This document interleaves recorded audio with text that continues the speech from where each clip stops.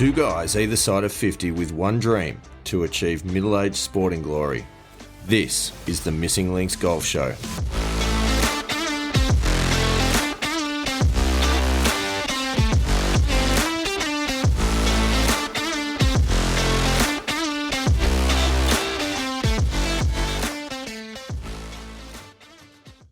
Ladies and gentlemen, welcome back. This is officially the luckiest episode in Missing Links history. It is Lucky 13, and I'm joined by that mentally strong golfer, Andy Walker.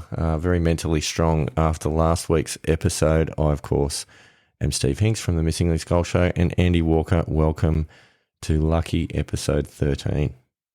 Thank you, Mr. Hinks. I actually do feel a lot stronger mentally after last week's episode. I don't know whether that's just something that I'll will eventually sort of get out in the golf course as well. But certainly sitting here and after listening to episode 12 a couple of times and after digesting a lot of what Neale has had to say, I do feel ready to get out there and crack on and be a lot better on the golf course.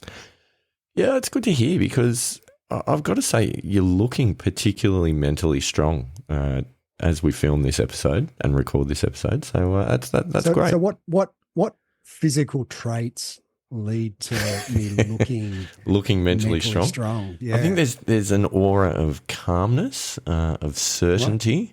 You look relatively unflappable at the moment. So I feel like all of those things are good indicators.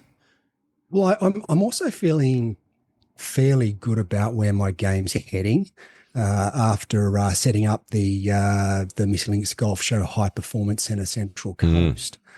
I feel as though that's doing my game the world of good. So I'm actually looking forward. I've got my first comp game coming up, and I'm really looking forward to seeing how that performs under the pressure of competition, because I had 9 holes and we'll get to it a little bit later on, but I was actually really happy with how I played over that 9 holes when I sort of snuck out last weekend. Yeah, well, I'm excited to hear about this, and I'm also very excited for the announcement that you're going to be playing some competitive golf, because it has not escaped the notice of our listeners, the limited exposure that you have had to competitive golf since the starting of the show. So it's good to hear that you're going to rectify that, Andy Walker, and I am very intrigued to see if this newfound mental strength, swing confidence, swing mechanics stands up to the rigours of battle. Yes. Yeah, look, I still haven't gone out and got myself a club fitting as yet, so I still haven't gone out and got myself a coach as yet, so I guess so there's still footing. Improvements to be made. Yeah. However, we'll see how we go. Yeah, no, that's exciting. I think, though, we talked about, listeners being excited to hear about your announcements, and probably listener feedback is a good place to start. Yes. So there's a little bit that flowed through after last episode featuring Neale Smith. Neale, such an incredible wealth of knowledge. Really was a fascinating interview. I know both of us, we were chatting about it before, got a huge amount out of that interview. And I think, if you're just joining the show for the very first time, firstly, welcome. Great to have you on board. The more Missing Linkses out there in the world, the better. But secondly, go back to episode 12 and have a listen, because Neale Smith, former PGA Tour pro, now a well-renowned and well-respected golf psychology coach on the PGA Tour.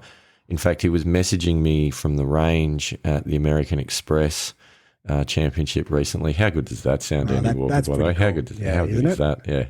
Yeah. A couple of photos from his guys getting their sessions in on the range, which is nice. Just awesome. And just on that, what an incredible tournament it was to have the young amateur Nick Dunlap get up, helped out by Sam Burns, just absolutely destroying his last 2 holes. But hey, we all need some help every now and then. No, that was awesome. Maybe Neale might get a phone call from Sam Burns after his capitulation. Well, Sam, if you're out there listening, you probably are a friend of the show. we can hook you up, brother. It's not a problem. Absolutely. We've got contacts now. Yeah. It's totally fine. And let's be honest, he's helped us. So, but we digress just a little because we were going to talk about some listener feedback. So, Yes. great episode, super episode. And we are going to go into a little bit of a review and a recap of some of those points in a moment. But Andy Walker, cop this for feedback. So this one came through to me and it says, please keep making the podcast. Listening before the round truly makes me play better. Wow. Yeah. Okay. That's awesome feedback. Isn't it though? So we're inspiring Greatness in better others. golf. Yes. Yeah. Wow. Now, So now that we've achieved greatness ourselves, we're actually now inspiring in others. That's great to hear. It is. It's true leadership in the golf industry right there. But to back that up, that's not just an empty statement, okay, because this is a long-time listener, long-time friend of the show, and long-time feedback provider, pretty much every episode, so I think you know who I'm talking about. I know exactly who you're talking about. Yes, but this magnificent specimen of a recreational weekend middle-aged golfer has, since our first episode, so in the time that the Missing Links Golf Show has been going, has dropped his handicap by approximately 20%. Wow. And it is my understanding that that has been without coaching, without practice, wholly and solely attributable to listening to the Missing Links Golf Show. Now, that might be a slight exaggeration, but obviously we play a role, Andy Walker. So when you say without coaching, I mean, should we start considering ourselves to be coaches? Oh, virtual coaches, I think. Yeah. Indirect. Indirect, yeah. You're definitely indirect. Yeah. Indirect. Almost to a degree via osmosis, you might say. Definitely there's been no coaching intention from either of us. No, definitely not. And no credentials either, let's add. So look, I think all we bring to the table is our own exploration and attempts to improve. And if that helps others, then you know what? That's totally fine. So that was good. The next piece of feedback, I think you'll enjoy this, and this was in reference specifically to the previous episode, and it says, hey guys, I'm 12 minutes into the episode. Well done for bearing your souls to Neale about how bad your mental games really are. It is a fact. There are a couple of pretty honest moments there, which at the end of the day, and I was thinking about it because I've listened to the episode 3 times in the past week, and I was sort of thinking if anyone was playing match play against me absolutely. and had listened to the episode, they must be going on about sort of 14, 15. I know what he's thinking. Yeah. This shot's pretty important, Andy Walker. But the question is am I thinking that anymore? Well, I think we'll get to that because it's a very good question. So there is that. Another one which I thought was a positive comment was very simple, very straight to the point. Neale is a legend. I don't think anyone's going to disagree. No. And then another one which was actually directed at me, and I have had to edit this because we are attempting to keep our clean rating on iTunes. Yep. And it says, your putting thoughts are concerning. You really need to sort that bleep out. Yes. Yes. I could not agree more.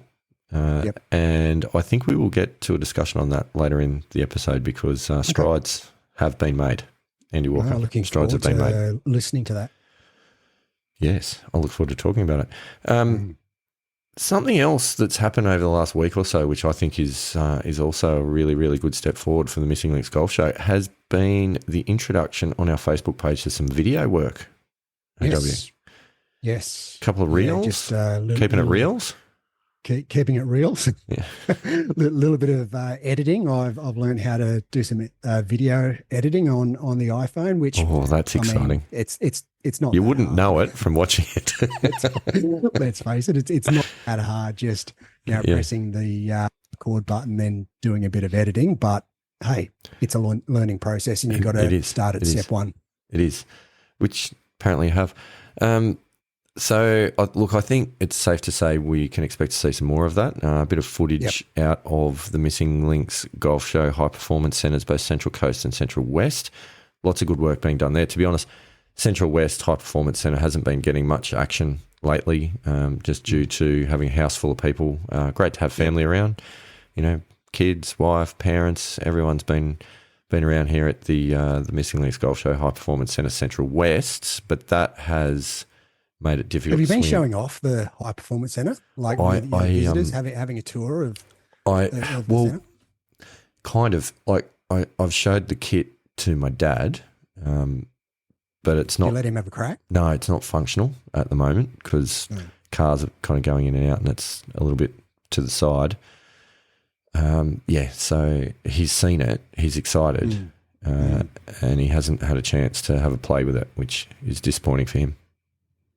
Oh, well, I'm sure that he'll get the opportunity at some stage, given he's not too far away. Yeah, he probably will. I'd like to see some evidence of him hitting it a bit straighter, though, before I unleash him in the high performance centre with the potential for holes in gyprock walls. But anyway, maybe get a couple of foam balls first, and that's the foam balls. That's a good idea. What I haven't done either is try out the Titleist radar capture technology balls. Oh, right. Yep. I am keen to do that. There will be a video coming at some point in the next couple of weeks, I hope.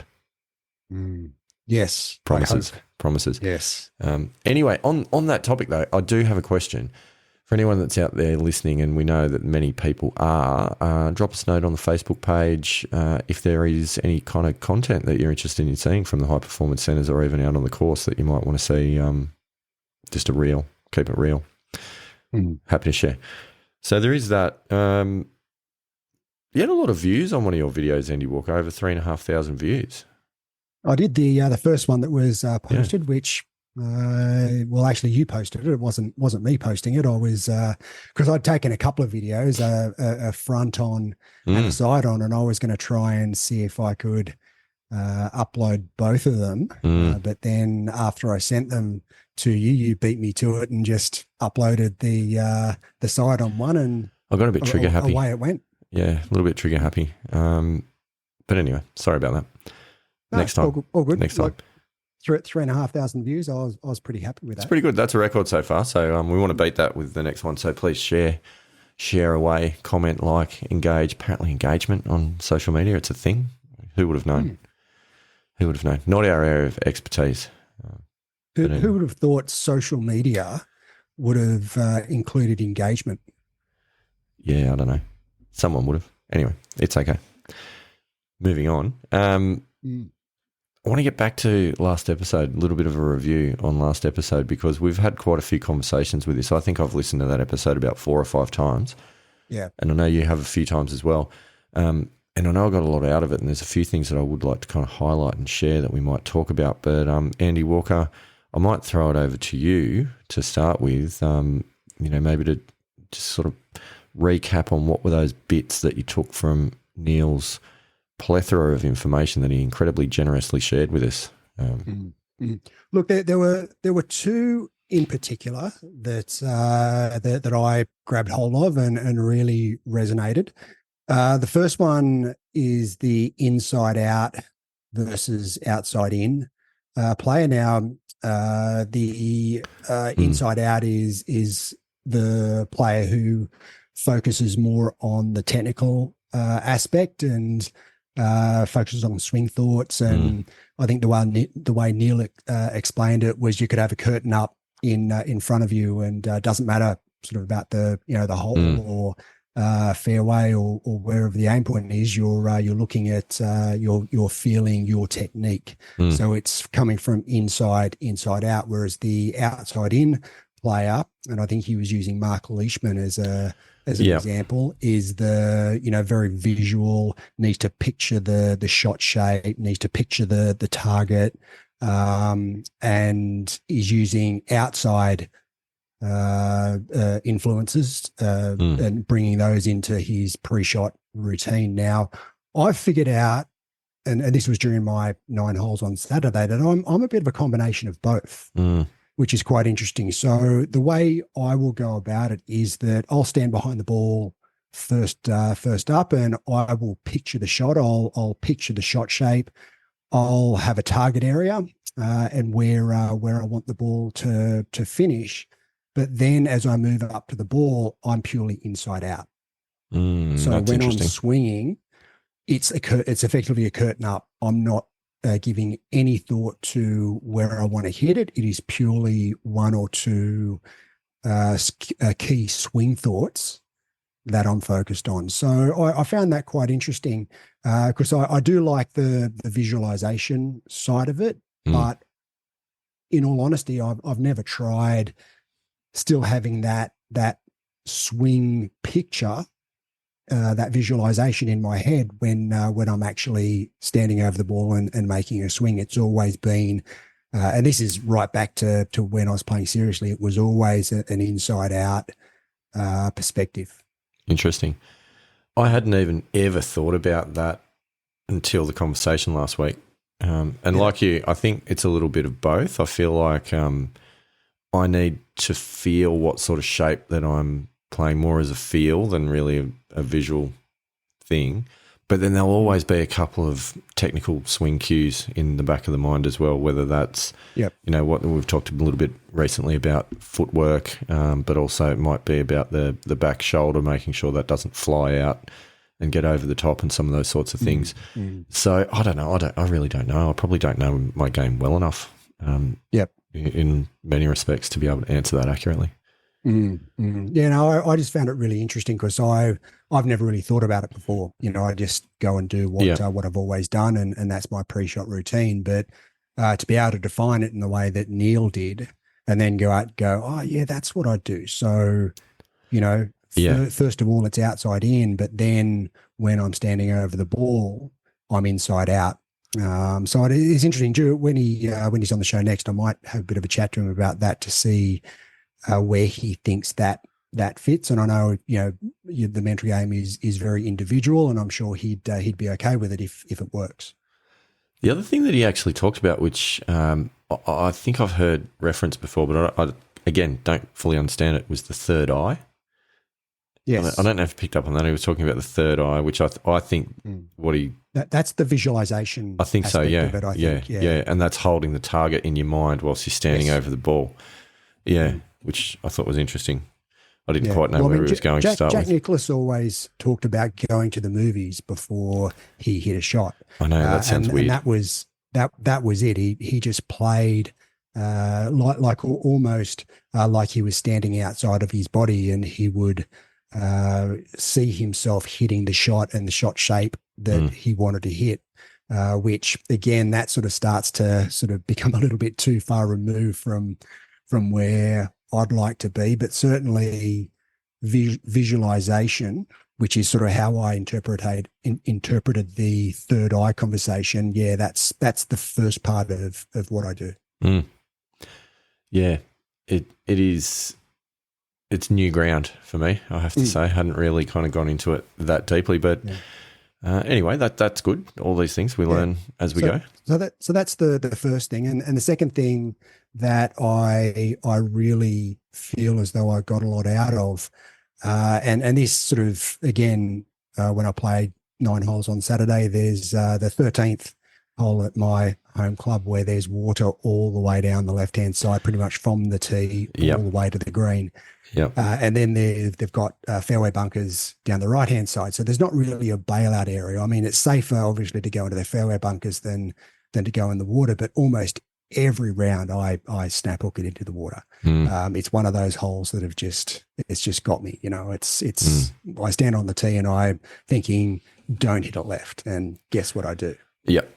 It's a bit like 12 at Royal Dubbo. Yeah. So anyway, on Saturday, I was thinking about what Neale had said, and I decided to try just having the picture in my mind of hitting it towards the left-hand side of the fairway bunkers and just letting my natural shot shape bring it back onto the fairway. And that's all, like, I shut everything else out, and that's all I focused on. And surprise, surprise, I've absolutely ripped it down the right-hand side of the fairway. It's a simple game. Back to the middle of the fairway. It's a simple game, obviously. I'm sure that will happen every single time Of I course play it the will. 13th now. And particularly now that you've said it out loud. Yeah, Uh, absolutely. you know, Absolutely. So yeah, look, I think that's something that I'm really going to work on those two aspects of really ingraining that, I guess, mentality of the outside in to start off with, but then when I'm standing over the ball, having a couple of really key swing thoughts and being, really taking advantage of that inside out perspective, but then also whenever it is that I'm challenged, whether it be I've hit a couple of bad hooks left or whatever. Again, just having a more positive focus cue to mm. be able to hit a better shot. So they're my two takeaways that I really feel as though I've grabbed hold of and run with over the past week. No, they're good ones. They're good ones. They're slightly different to mine. I kind of took three things away in particular, and then there's another which I think we need to talk about briefly as well that I think we've both talked about since. So anyway, my three. The first one was the conversation about the self-talk and what you would allow or expect from a caddy, yet you allow or give permission from yourself. Yeah, that was such a great point. It was just, I love a perspective shifter. You know, like when someone drops a nugget of information that just changes the lens through which you look at certain things. And for me, that was a perfect example of that. And I think we've all been guilty of it. Everyone that's played golf is giving yourself an absolute roasting when you've played a bad shot or made a stupid decision. And just to kind of put it in those terms was actually really, really useful. And funnily enough, like in a moment, we'll talk about the round that I had after that interview. And I was listening to the comments that were made by the two guys that I was playing with who I'd never met before. So, people I didn't know from Adam, but listening to some of the self-talk that was coming out from them after shots and going, oh, that's interesting. Obviously I didn't say anything and, I didn't think that was the time to say, oh, by the way, I was just talking to a golf psychologist from the PGA Tour, and what you just did there, he thinks that's a bad idea. I didn't think during the middle of the round was probably the time for that. So you didn't feel like you should maybe get their number to share episode 12 with them to say, look, I've got a podcast here. It's fine for after the round. I just didn't think it was okay to do it during the round. So anyway, that was a really good point. The other one that I really, really liked, again, perspective shifter and a good model to think about, was the etcher-sketcher conversation about wiping. That was brilliant. Wiping the slate clean. And what I really liked about that is obviously when we talked in that interview that there's always going to be some, kind of scarring or memory or whatever the case that you'd stand up over the next shot with. And it could be good or bad. Could be good or bad. Yep. But it's so important to really make sure that etch-a-sketch has been scratched clean before you try and draw a new picture on it. And it was just such a visual way of explaining it and so simple to wrap your head around that I thought was really cool. So those two things, those two nuggets, and to be honest, they would have made the interview worthwhile for me anyway if it was that and nothing else. Sure. But the next one was really, really cool, and that was Neale specifically kind of gave me some homework to go and do, which was around doing the mental scorecard. Yes. And so this was interesting. So kind of good segue into the fact that the following weekend I was playing a medal round at Wentworth at a new course that I didn't know with people that I didn't know. We talked about this before in previous episode, but I went in and I thought, well, I'll give this a go. And Neale had said there's a few ways of doing it. You can either, after every shot, give yourself a score out of 10 for following the process, or just basically do it as a yes, no. Yes, I did it. No, I didn't. I went with doing the yes, no because I just didn't necessarily feel like I'd accurately be able to give it a score. And I'm glad that I went down that path because it's harder to do than you think. I would have also thought trying to fill in two scorecards would be show. I mean, I have struggled at times filling in one scorecard and remembering to do that at the end of the hole, whereas two. And also bear in mind, I was trying to do it for every shot, not just every hole. Yeah. So I didn't do every shot. I did. I was adding it up earlier. I rated 49 out of my eventual 83 shots. Okay. Yep. So obviously there's no point doing things which is tap in putts or any of those sorts of things. And out of those 83 shots, a few of them were penalties as well. So I didn't think it was probably appropriate to rate the penalty drop, how focused I was as I was dropping the ball. But definitely the shot that led to that. The upshot of that was a couple of things. Firstly, it's harder to do than you think to actually recognise whether or not you were mentally in it completely or just partially. Is actually in itself is hard to do, and that is probably there's value in that, just doing that anyway, because of the fact that you're focusing on paying attention to whether or not you're actually focusing on what you're doing.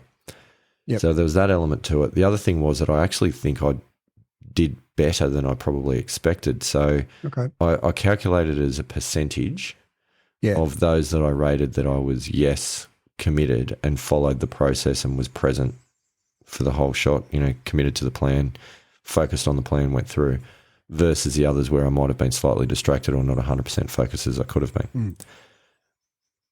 I'm interested to get you to guess what you think my percentage of yes would have been.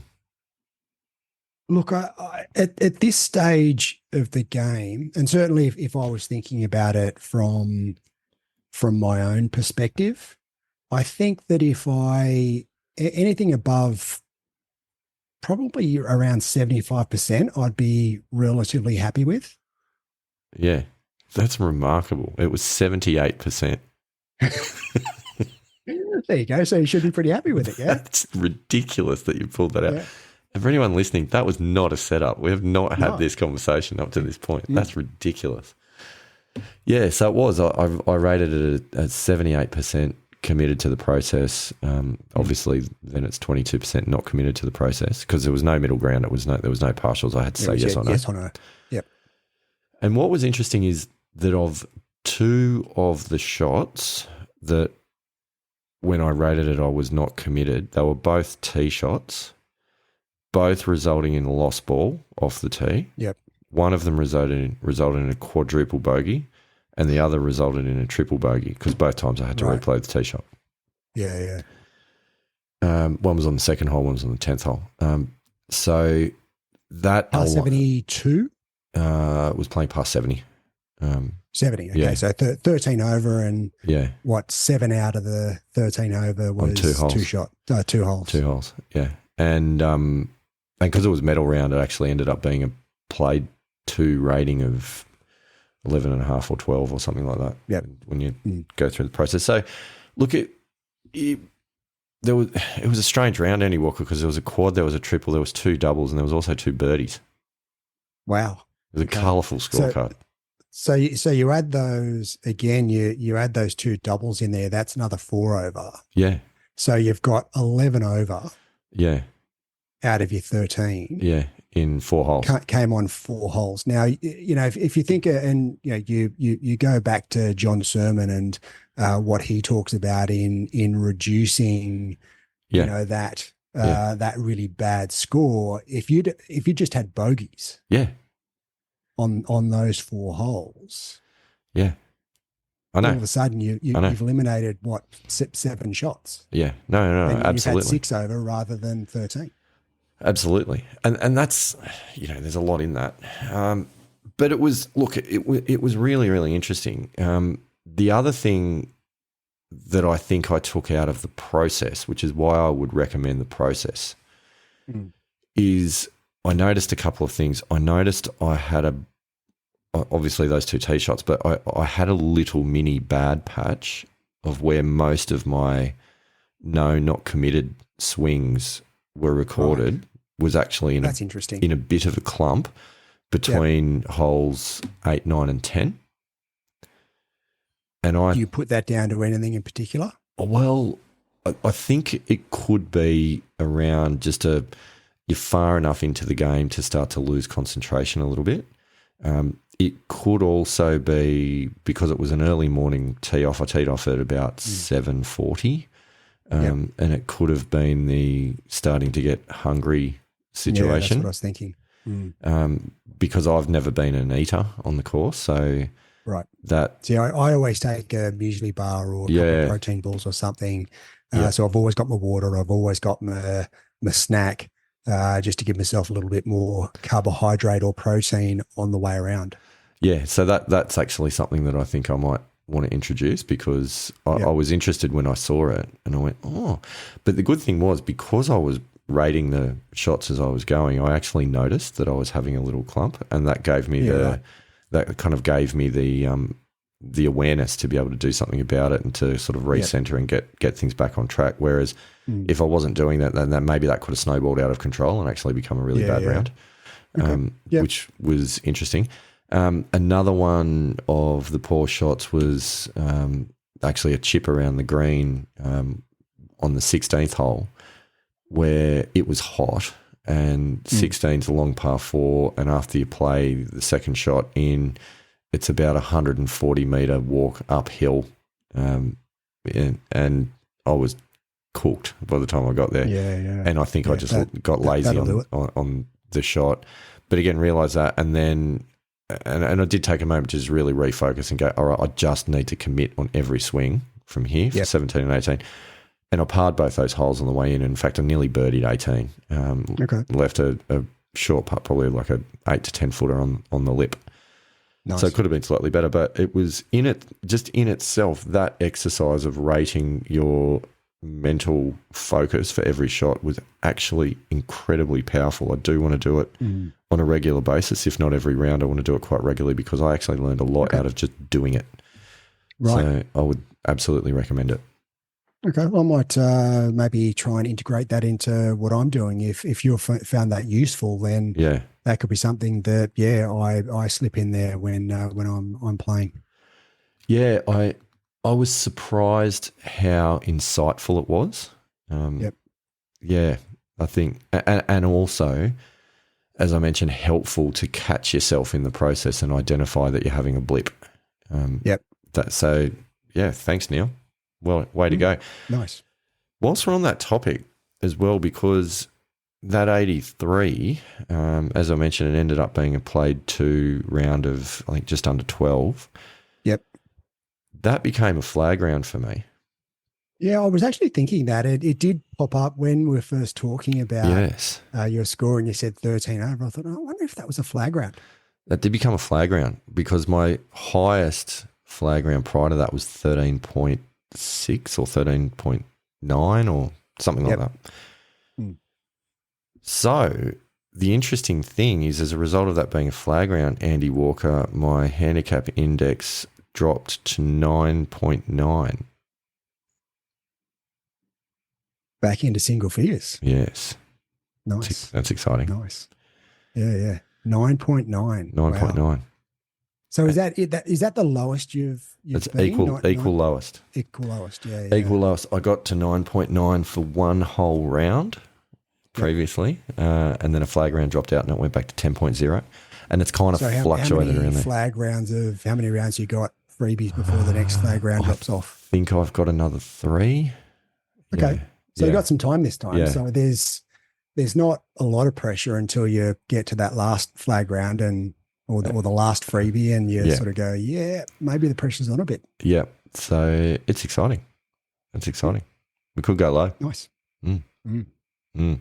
Well, looking forward to 9 and then 8.5 and for sure. I mean, I'd just like to say the Missing Links Golf Show, it's just a show with 2 single-digit golfers having a chat.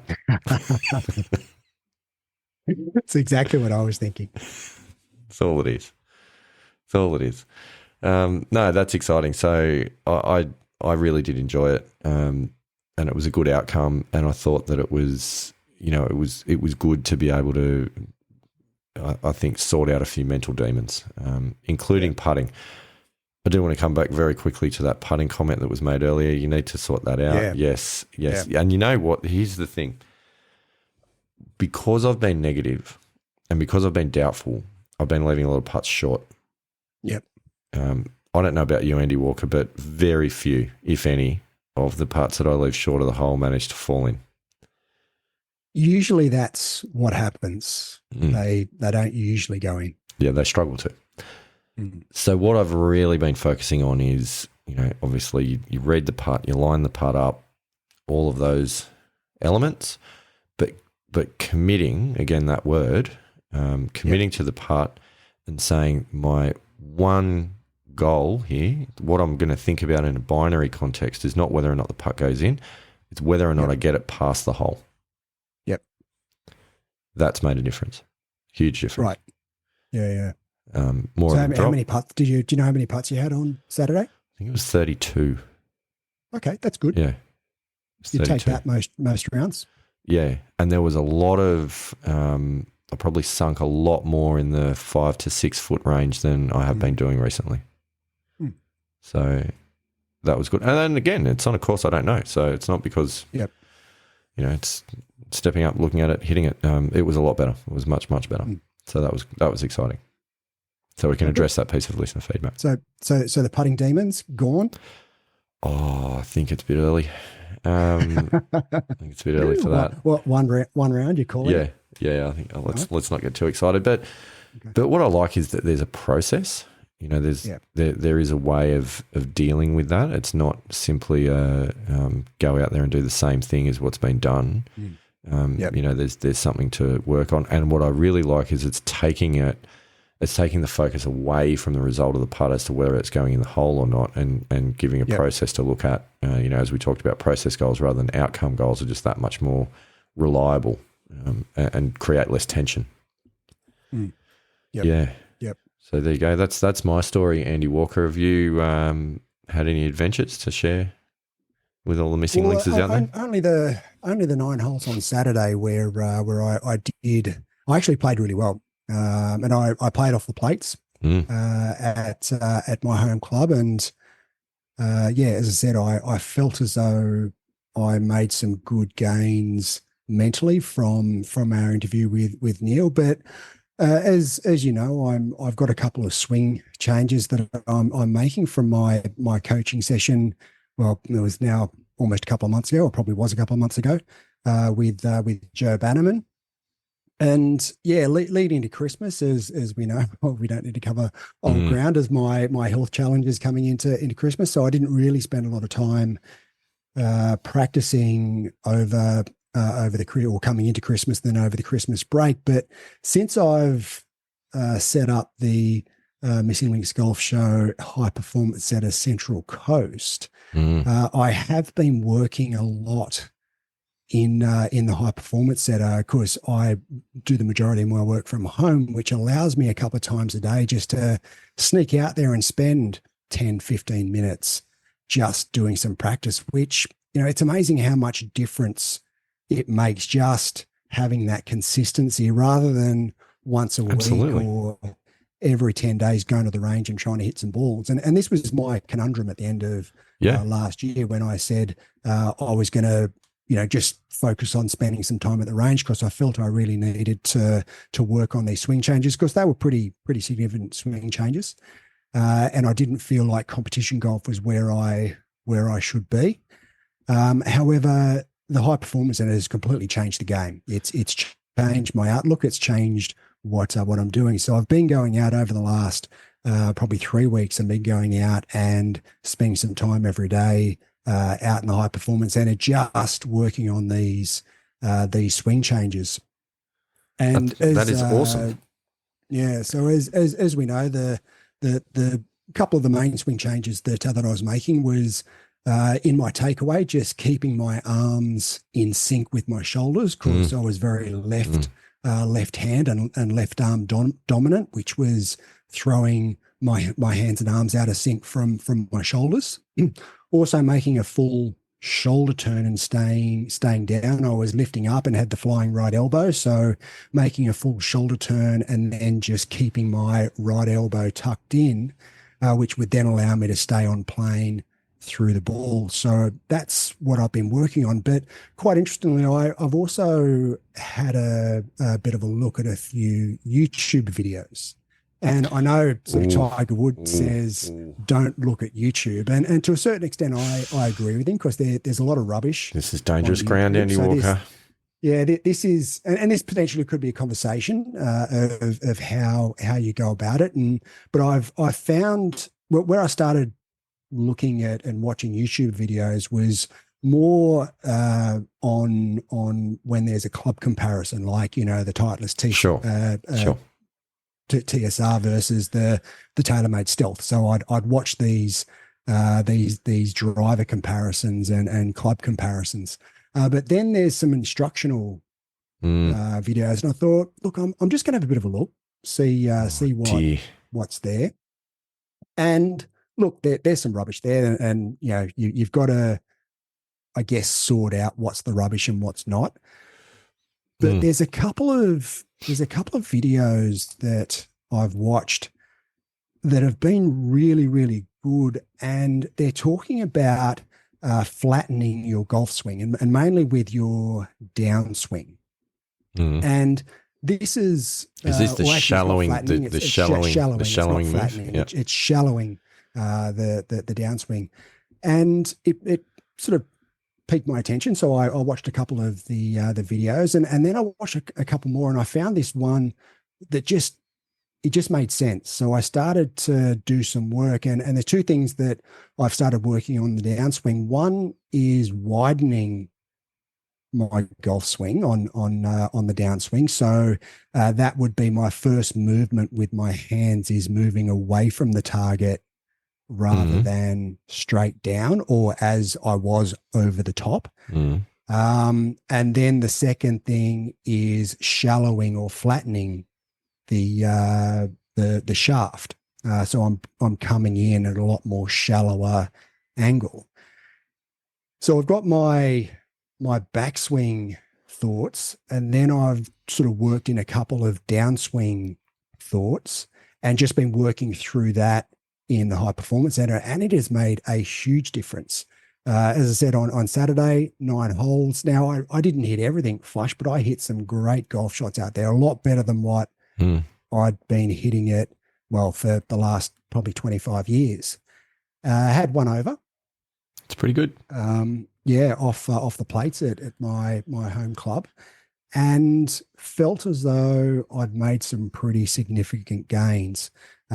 So firstly with my swing, but then with my mental game. And interestingly, because I got to the 7th hole and I was one over, and I started going, if I make a birdie, I could have even par for 9 holes. Or, I started, getting ahead of myself, which is one of the things that I usually do. And it's that awareness. I caught myself doing it, brought myself back to, no, you've got to focus on process, stay in the moment.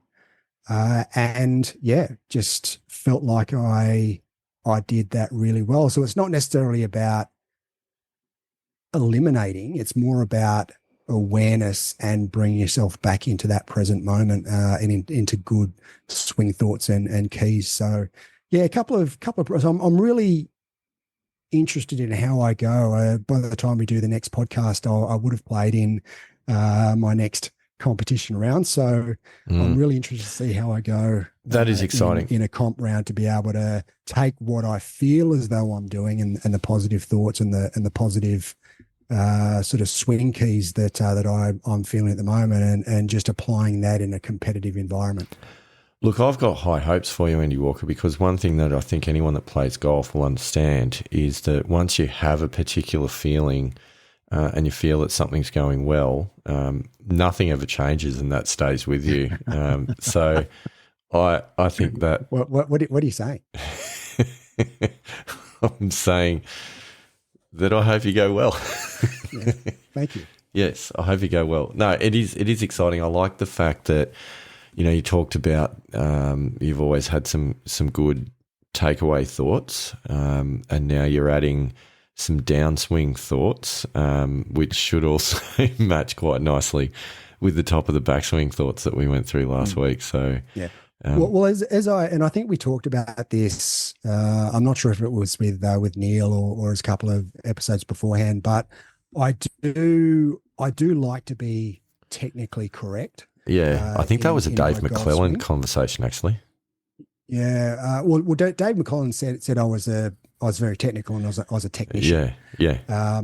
However, I think we clarified that in the episode after that, episode 5, Andy Walker. That was. my encyclopedic Thanks, Ed. knowledge. I'll have to go back and listen to episode 5. Yeah. But I do remember talking to Neale last week about, I was talking about the golfer that I felt, was closest to how I wanted to play the game, which was Nick Faldo, where he was very technically correct, but he also went out in the golf course and played by feel.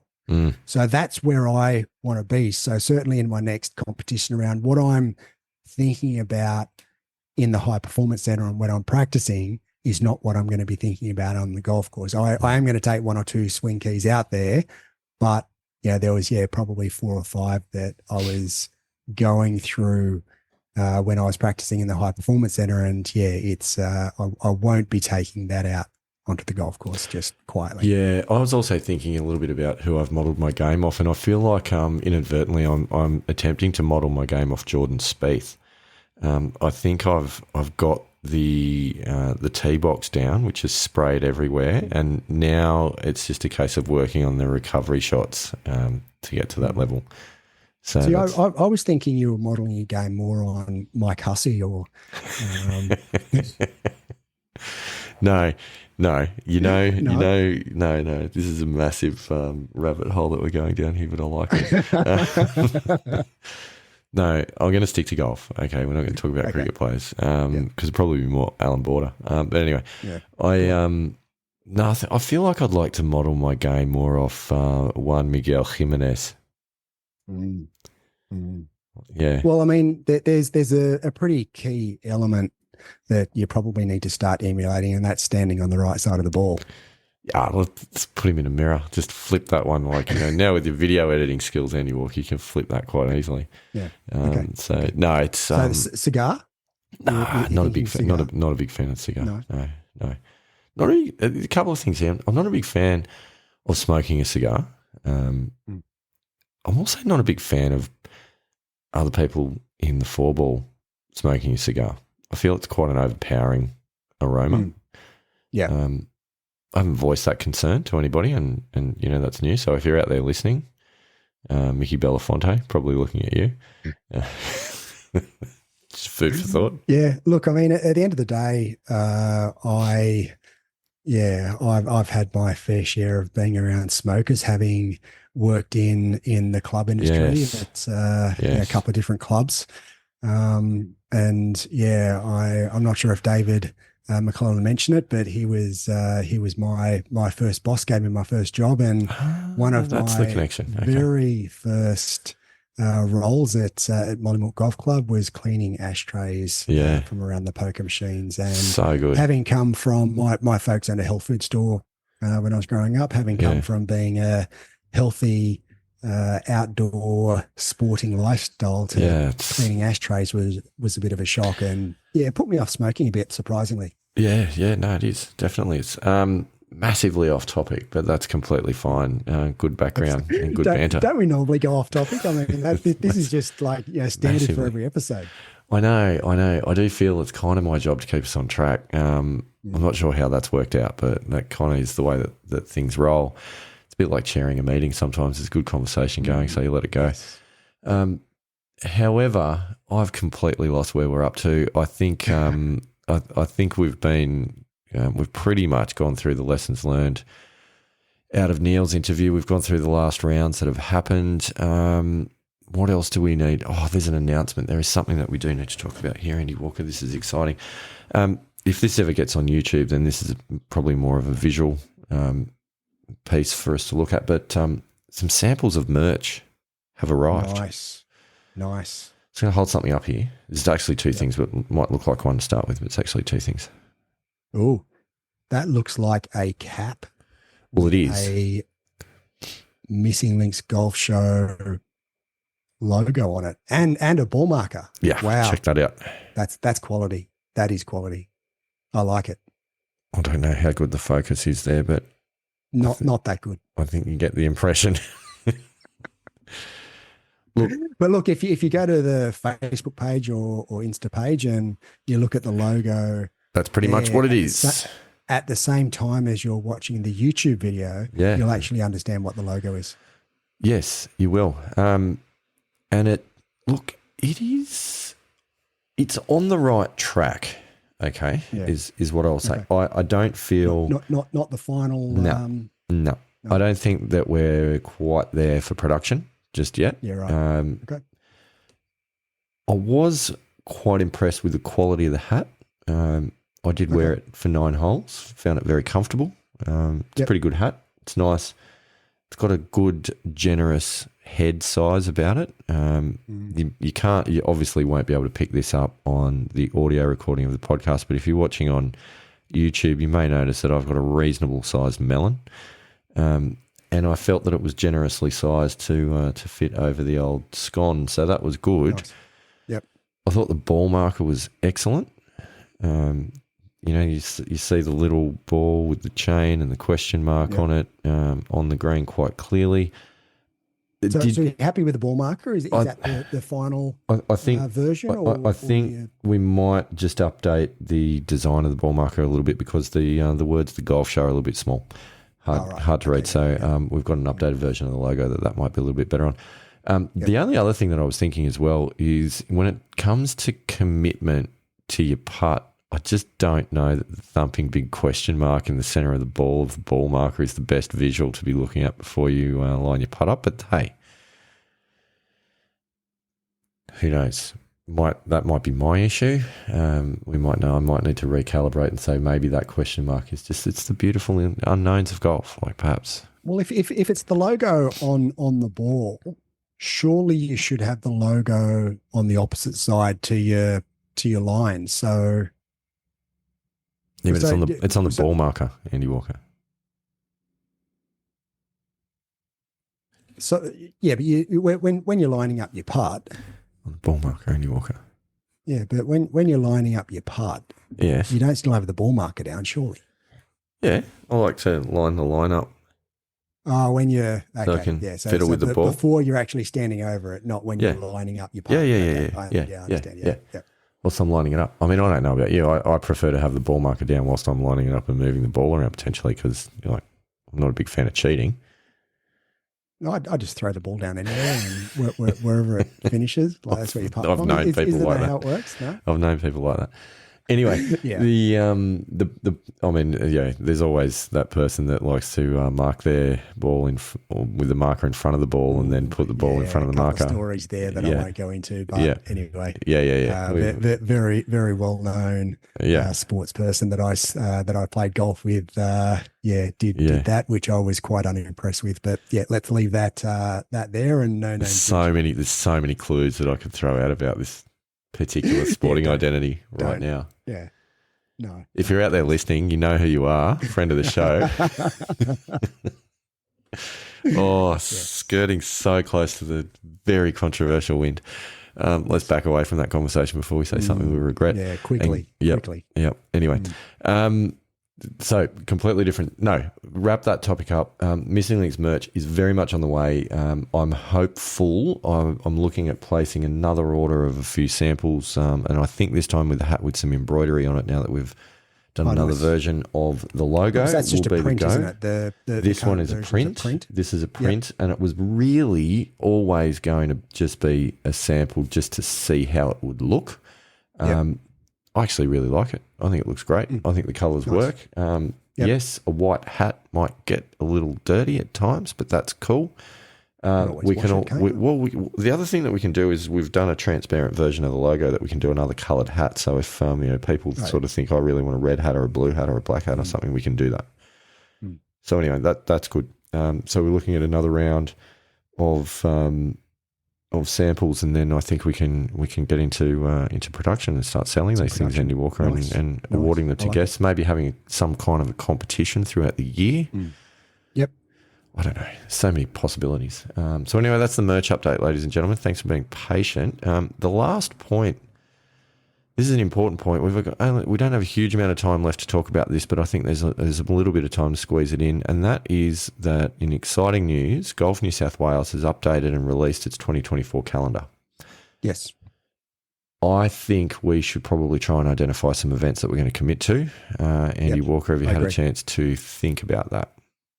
Yes, yeah, I have. And in all honesty, I think the past 3 years I've looked at the Golf New South Wales events calendar and gone, this would be a good event, and this would be a good event, and this would be a good event. And Mm. I usually get to maybe one, maybe two during the year. So look, I've identified 6 Ooh, events, of which it's a lot of events. 3 of them are actually New South Wales championships. So multi-day events. So we'll see how they're probably stretch goals. Mm. One of them you're too young for. Oh, this is exciting. This is big news. Would this happen to be in the middle of March? Actually, the first weekend of March. Ooh. Yeah. So up around Tamworth, potentially? Yeah, Tamworth and what's the other one called? Starts with an L. Mental blank. Yep.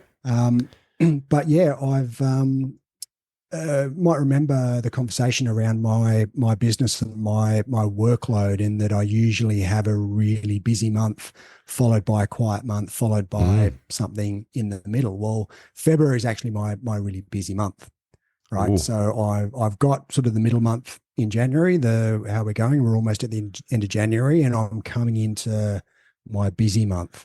But then March is my quiet month. Ooh. So I'm thinking the first weekend in March. Now, I do have a wedding to go to in the middle weekend of March, but the weekend before, don't have anything on at this point in time. Oh, that's exciting. But correct me if I'm wrong, is not this tournament midweek? Yes. Yes, it is. Yeah.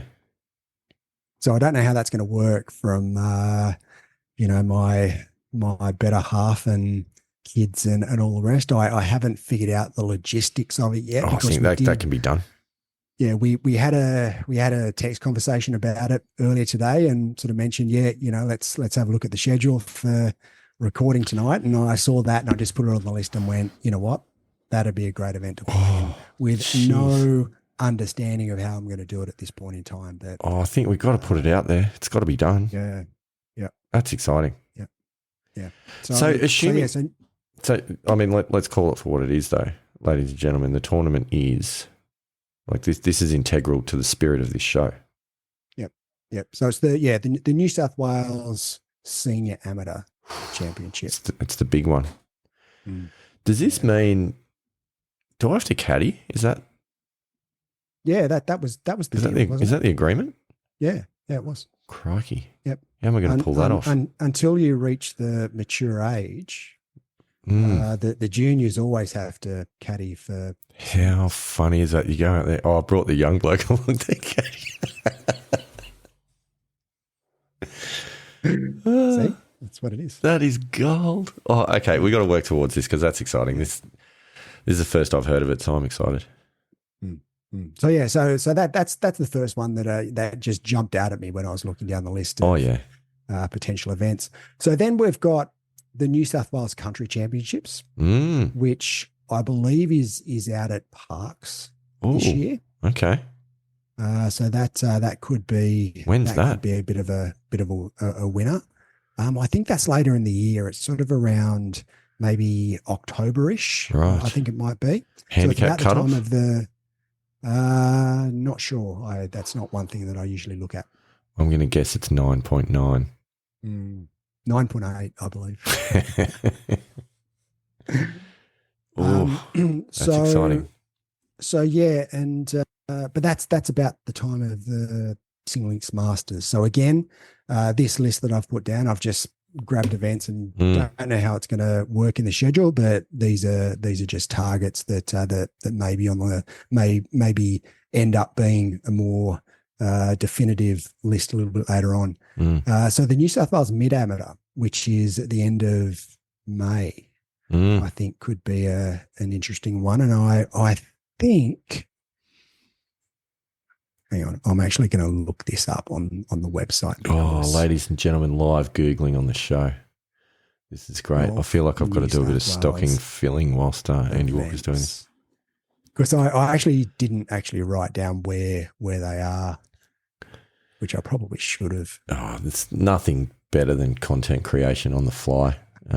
Really is quite spectacular. What about the Macquarie Cup, Andy Walker? Is that on your list still? Oh, definitely. Yeah. Macquarie Cup. That was the next on the list that I was thinking is that would love to come out to Dubbo and have a couple of rounds. Great regional 36 course. holes, isn't it? 36 holes. Yeah, it's over 2 days. I think it's the Easter weekend, the Easter long weekend. Yes. Macquarie Cup. Yep. Yeah. So I definitely think that the Macquarie Cup's on the list.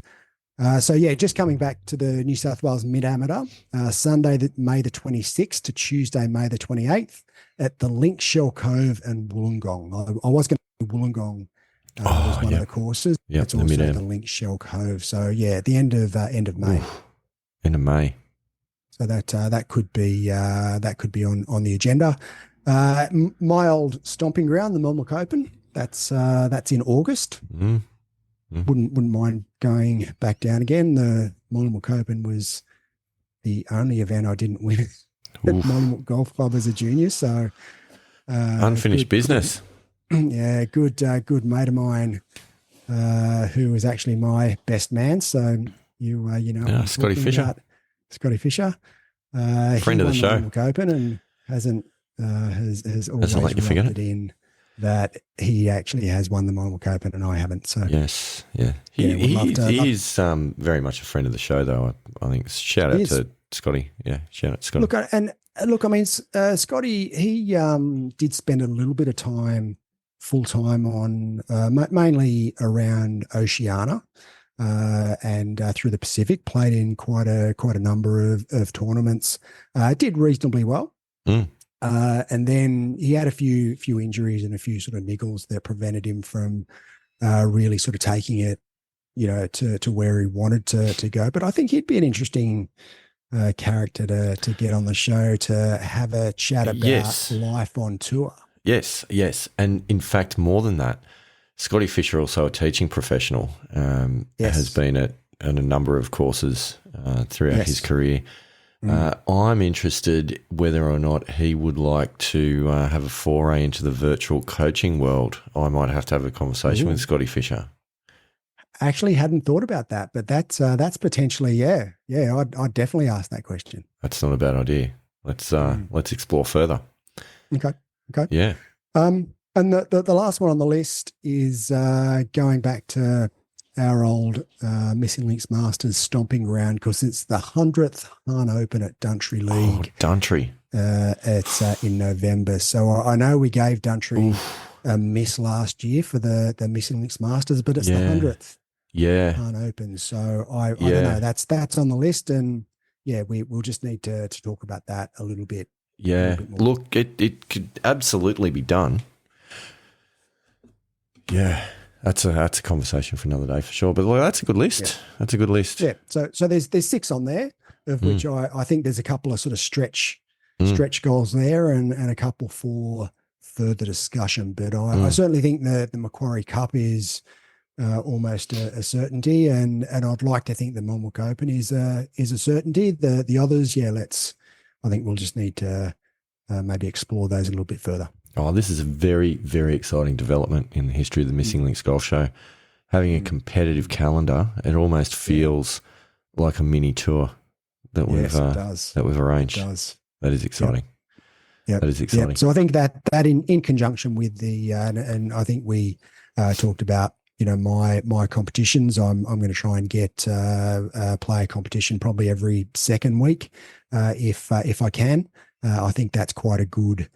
Starting point for 2024 for me to I think that's good. Then sort of launch into a little bit more possibly in a year or two. No, I think that's good. And I like the fact that you took the feedback on board. Well done, Andy Walker. And obviously the installation of the Missing Links Golf Show High Performance Centre Central Coast has assisted in getting you to that place, which is good to see.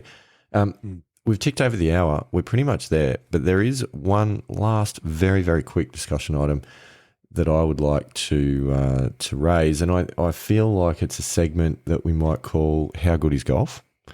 Because we all know it's a great game. Why is it a great game? It's a great game because of the people, Andy Walker.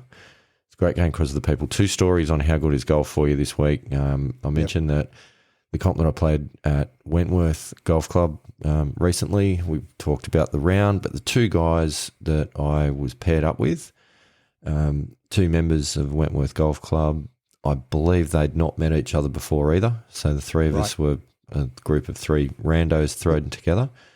Yep. Andy and Bo, it was an absolute pleasure having a round of golf with you boys. If you're out there listening, I'm sure you are. Yeah, really good, solid humans. Couldn't have been more welcoming and friendly to the club. And I think that's something that golf can do that no other sport does, because just happened to be in town, put my name down, had a round of golf with 2 blokes. Amazingly, we all shot exactly the same net score. Wow. Which was crazy. Very, very social. Yeah, it was crazy. But a fantastic day out. Really enjoyed that. My second how good is golf story is last week I had a catch up with the boys from the original Missing Links Golf Club, after which our show is named. Yes. Now this is dating back. This is like 16 years ago, Andy Walker. A long time. Not as long as we've known each other, but still a long time. And I've got to say, the mateships are still just as strong as ever. Fantastic bunch of guys. And it was a really, really good evening, chatting about where everyone's up to in life and all the various things that are going on, and just that sort of good non-work related mateship that I don't think you get the opportunity to have in too many other avenues. So, ladies and gentlemen, how good is golf? That's how good it is. Get on board. Yeah. Great sport. Yeah. Look, and I certainly agree with, and the first point that you made in being able to spend 4 hours with, your playing partners, to get to know them, have some conversations, massive networking opportunities as well within golf. And you come back to, say, cricket, and you're either, batting, you're either out in the middle, or you're with your teammates. When you're fielding, you're obviously in the field. You're not really spending too much time with the opposition. Yeah, you might have a beer at the end of the match, but that's really about it. Whereas golf, you just get the opportunity to spend quality time just getting to know people as human beings, and getting to know who they are, what they do, and just having a bit more of an in-depth connection with your playing partners. Yeah, it was really good. As I said, really good guys. Couldn't have been made to feel more welcome as a visitor at the club. So I do absolutely appreciate that.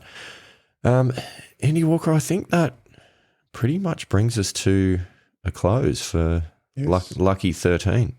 Lucky 13. We'll have to get to 87. That's our next lucky number, isn't it? Yeah, I mean, 37's never had the same ring to it, to be honest. No. 50s, don't really care. No. Job's half done. Yep.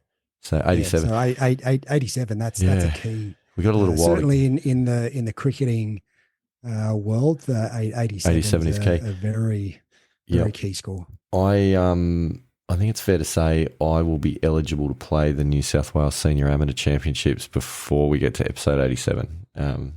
Unless we start doing 2 a week. He's got which the time. Is probably unlikely. He's got the time. He's got the time to listen to 2 a week. Is more the point.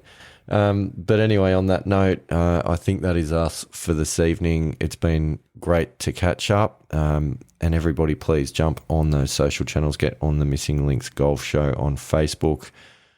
Give us a like. Drop a question. Watch a reel. All those sorts of things you can do. Please do it.